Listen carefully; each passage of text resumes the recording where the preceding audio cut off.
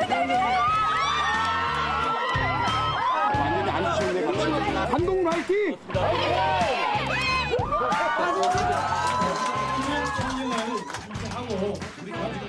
저는 민심에 대해서 대단히 두려워합니다.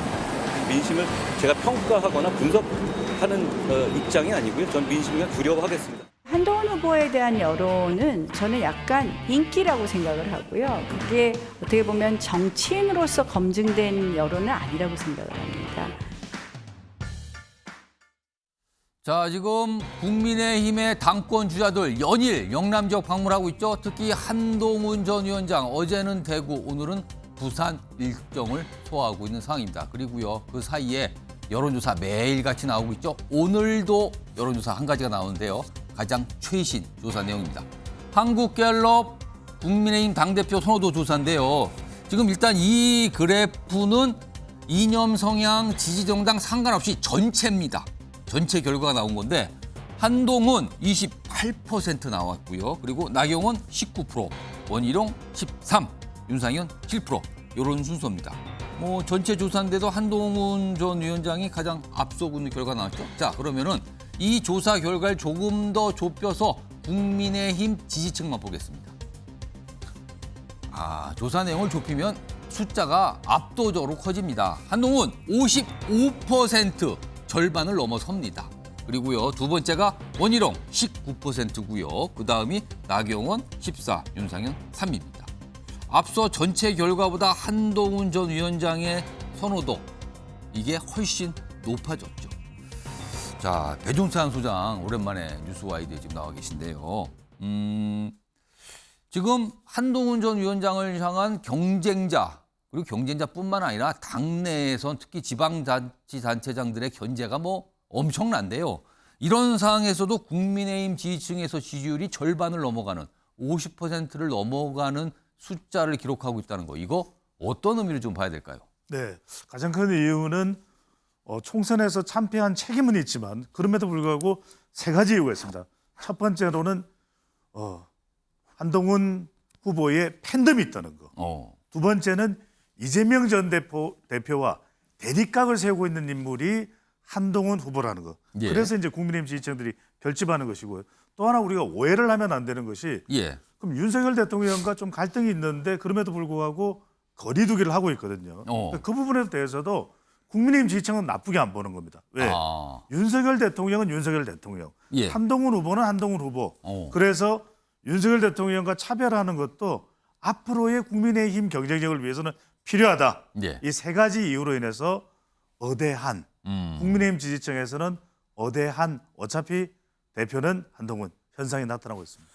그러니까 여러 가지 견제가 쏟아지고 있지만 그럼에도 불구하고 한동훈 우세 또는 대세론, 이거는 일단 현상 유지가 되고 있는 거 아닌가, 뭐 여론조사상으로는 그렇게 보인다는 거죠. 그런데요, 오늘 나온 이 여론조사 조금 더 자세히 들어가 보겠습니다. 다음입니다.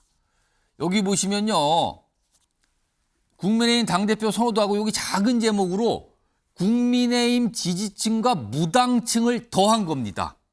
이게 무슨 의미냐면요, 전당대회에서 여론조사가 반영이 되거든요, 20%로. 근데 그 20%를 반영할 때는요, 야당 지지층은 뺍니다. 물어봐서 국민의힘 지지하시죠? 아니면 지지정당이 없으시죠? 이런 분들만 대상으로 여론조사를 하게 돼 있거든요. 그렇다면 이거는 전당대회에 적용될 수 있는 내용인 겁니다. 자, 지지층과 무당층한테만 따로 물어봐서 따로 그 수치를 뽑아 보니까요, 한동훈 38%입니다. 자, 이거는요, 앞서서 국민의힘 지지층만 봤을 때는 55였는데 줄어들었죠. 무당층이 섞이면서요. 그리고요, 나경원, 원희룡, 윤상현 각각 15, 15, 4인데요. 합치면 34가 됩니다. 자, 이 숫자의 의미는 한동훈 대 반한동훈 이렇게 볼 수도 있거든요. 세 명의 후보를. 그렇다면 38, 34로 나오는 겁니다. 배용찬 소장님? 네. 지금 이게 전당대회 적용된 여론조사 방식을 이제 미리 여론조사 기관에서 따져본 건데, 그렇죠. 무당층 포함하면 지지율이 한동훈 전 위원장 줄어드는 걸로 나옵니다.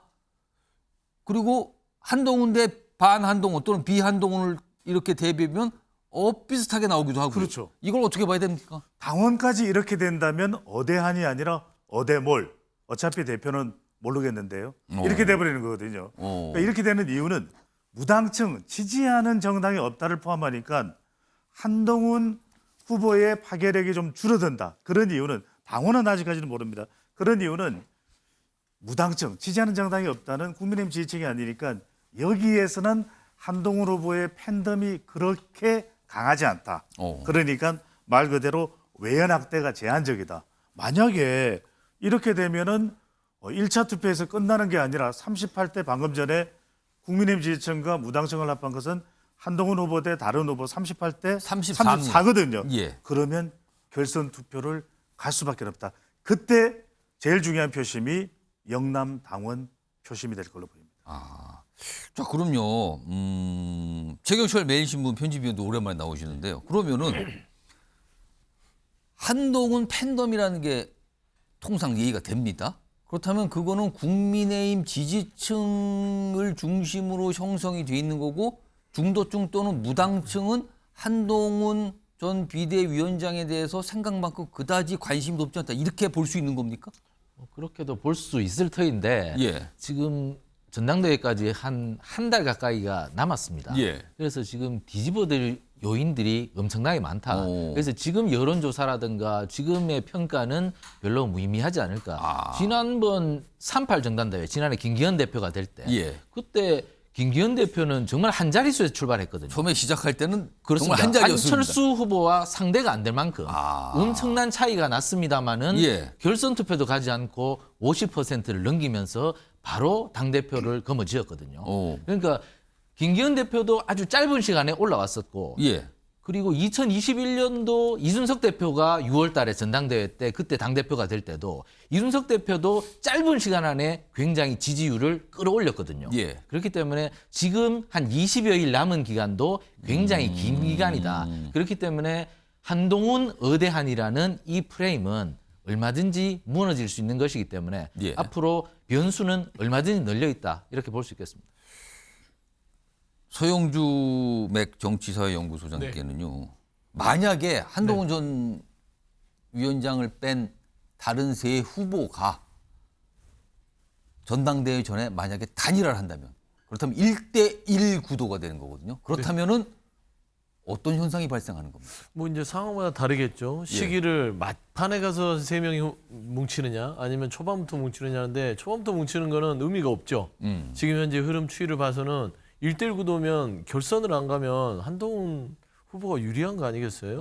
그러나 이제 막판에 여러 가지 이 구도가 형성되고 각자의 어떤 그 지지층 본인들의 특장점이 있는 데가 있을 겁니다. 예. 그러니까 나경원 후보 같은 경우는 원래 이제 당내에서의 당원의 지지세가 좀 높아요. 예전에 21대 때 전당대회 때도 그렇게 나타났고요.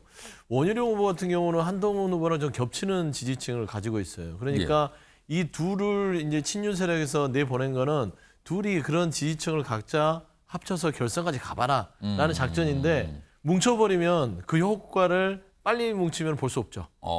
그러니까 이제 끝에까지 드리블을 할 건데 저는 이제 뭐 선거를 예측할 수 없는 부분이지만 막판에 가서 정말 이게 팽팽하게 세 명이 합의 한동훈 그 후보를 뒤집을 수 있다라고 하면은 합할 수도 있죠.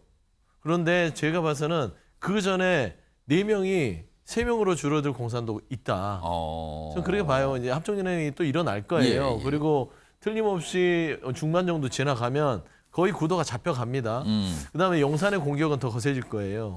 그러면 이제 그런 측면에서 한동훈 위원장이 움직이든 아니면 그 안에 그 누군가가 나경원 후보와 원희룡 후보 둘 중에 어깨 싸움이 또 들어가든 뭔가 어떤 치열한 싸움이 있을 거라서 저는 막판까지 세 명이 다 합쳐서 한동훈 후보한테 덤비는 그런 그림은 그려지기가 굉장히 쉽지 않을 거라고 보고 있습니다. 그러면은 조금 상황을 바꿔서 이건 윤기찬 국민의힘 법률부위원장께 만약에 결선 투표를 가게 된다면 한동훈 위원장은 상당히 불리해질 수 있다 이렇게 볼 수 있을까요? 결선 투표 간다는 거는 일단 1차 투표에서 과반을 못 얻었다는 그렇죠. 거잖아요. 그 뜻입니다. 그러니까 저희가 아까 말씀하신 2021년도 6월 전당대회를 보면은 그때 그 이준석 전 대표가 43인가 그 정도 얻었어요. 예. 그리고 나경원 의원이 37% 정도 얻었거든요. 근데 주호영 의원이 14% 얻었어요. 그러니까 이 결선 투표가 있었으면 상황이 달라질 수 있었죠. 그때는 결선 없이 그냥 없었죠. 끝났죠. 그걸로. 그래서 아마 그런 여러 가지 이유 때문에 결선 투표가 생긴 건데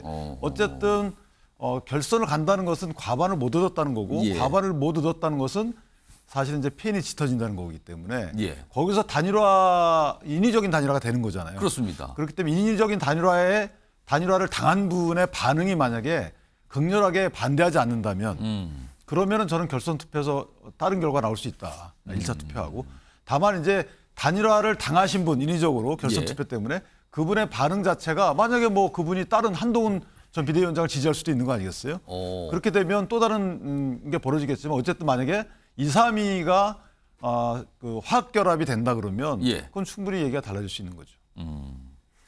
일단 여론조사가 뭐 매일같이 나오고 있어요. 뭐 워낙 정치권의 가장 큰 관심사로 지금 떠오르는 상태니까요. 그래서 오늘도 하나 나온 거 그리고 약간 무당증까지 포함된 여러 가지 눈길 잡는 여론조사가 있었습니다.